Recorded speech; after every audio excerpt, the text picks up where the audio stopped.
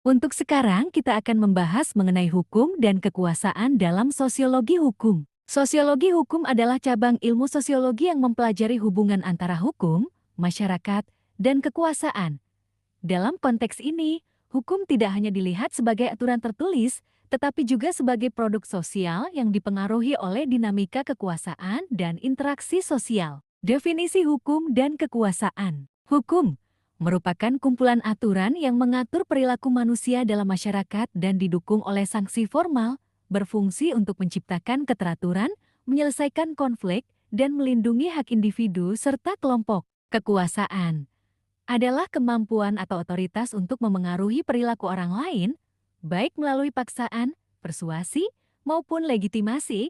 Kekuasaan seringkali menjadi dasar dalam pembentukan dan penegakan hukum. Hubungan antara hukum dan kekuasaan. Hukum sebagai alat kekuasaan.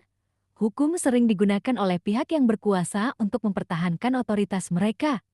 Contoh, undang-undang yang mengatur kepemilikan tanah seringkali mencerminkan kepentingan kelompok elit. Legitimasi kekuasaan melalui hukum. Kekuasaan dapat memperoleh legitimasi melalui pengesahan hukum. Contoh, pemimpin politik yang terpilih secara demokratis memperoleh kekuasaan melalui proses hukum. Konflik antara kekuasaan dan keadilan. Ketidakseimbangan kekuasaan dapat menyebabkan hukum digunakan secara tidak adil. Contoh, hukum diskriminatif terhadap kelompok minoritas. Hukum sebagai pengendali kekuasaan.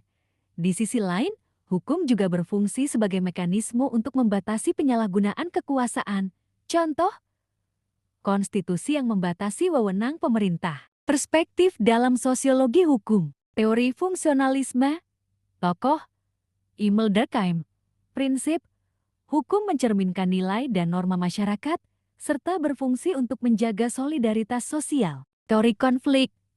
Tokoh Karl Marx.